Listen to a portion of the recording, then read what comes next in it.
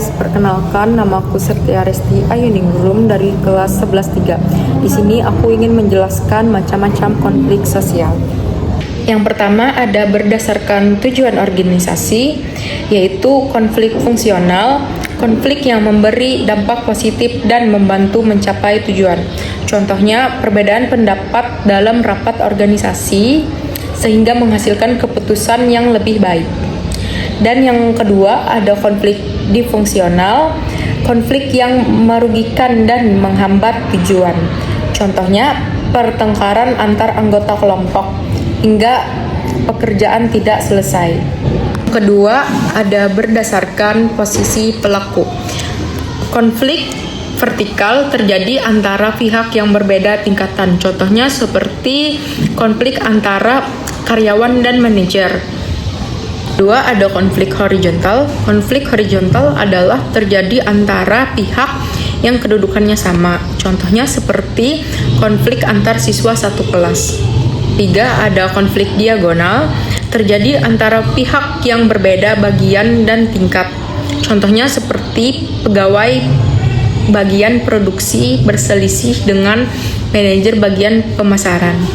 Dan poin yang ketiga adalah berdasarkan sifat pelaku yang berisi konflik terbuka, konflik yang diketahui banyak orang. Contohnya seperti demonstrasi masyarakat terhadap pemerintah. Selanjutnya adalah konflik tertutup, konflik yang disembunyikan atau tidak jelas dilihat. Contohnya seperti persaingan diam-diam antar pihak kerja. Dan yang keempat berdasarkan waktu. Yang pertama ada konflik sesaat. Konflik sesaat adalah konflik yang berlangsung sangat singkat. Contohnya seperti salah paham antar teman yang cepat diselesaikan. Selanjutnya ada konflik berkelanjutan. Konflik yang berlangsung lama. Contohnya seperti perselisihan wilayah antar kelompok masyarakat.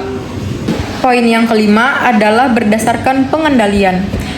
Yang pertama, konflik terkendali. Konflik yang masih dapat diatur atau diselesaikan. Contohnya seperti perdebatan dalam rapat yang dimediasi ketua. Yang kedua, ada konflik tidak terkendali, konflik yang sulit dikendalikan dan dapat menimbulkan kekacauan. Contohnya seperti kerusuhan massa. Yang keenam, ada berdasarkan sistematikanya, yaitu yang pertama konflik sistematis, konflik yang terorganisir. Contohnya seperti gerakan protes yang direncanakan oleh organisasi. Dan yang kedua ada konflik non-sistematis. Konflik yang terjadi spontan. Contohnya seperti pertengkaran tiba-tiba di pasar. Lalu lanjut ada poin yang ketujuh, yaitu berdasarkan bidang kehidupan. Yang pertama ada konflik ekonomi terkait masalah ekonomi. Contohnya seperti persaingan antar pedagang. Dan yang kedua ada konflik sosial terkait hubungan antar masyarakat. Contohnya perselisihan antar kelompok warga. Yang ketiga ada konflik budaya karena perbedaan budaya atau adat. Contohnya perbedaan cara tradisi. Selanjutnya ada konflik politik berkaitan dengan kekuasaan atau pemerintahan. Contohnya perselisihan antar partai politik. Selanjutnya ada konflik pertahanan berkaitan dengan keamanan negara. Contoh seperti konflik militer antar negara. Dan selanjutnya ada konflik agama karena perbedaan keyakinan. Contohnya seperti perselisihan antar kelompok agama. Menurut Sarjana Sekanto, yaitu ada konflik pribadi.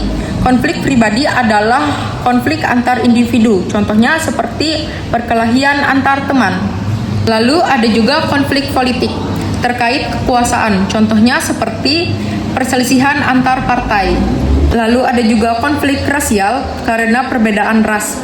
Contohnya seperti diskriminasi ras. Dan selanjutnya ada konflik antar kelas sosial, yaitu kelompok sosial yang berbeda. Contohnya seperti buruh menuntut kenaikan upah kepada pengusaha. Dan yang terakhir ada konflik internasional, yaitu konflik antar negara. Contohnya seperti perselisihan wilayah antar negara. Sekian penjelasan dari saya. Terima kasih sudah menonton sejauh ini. Mohon maaf jika ada salah kata ataupun perilaku.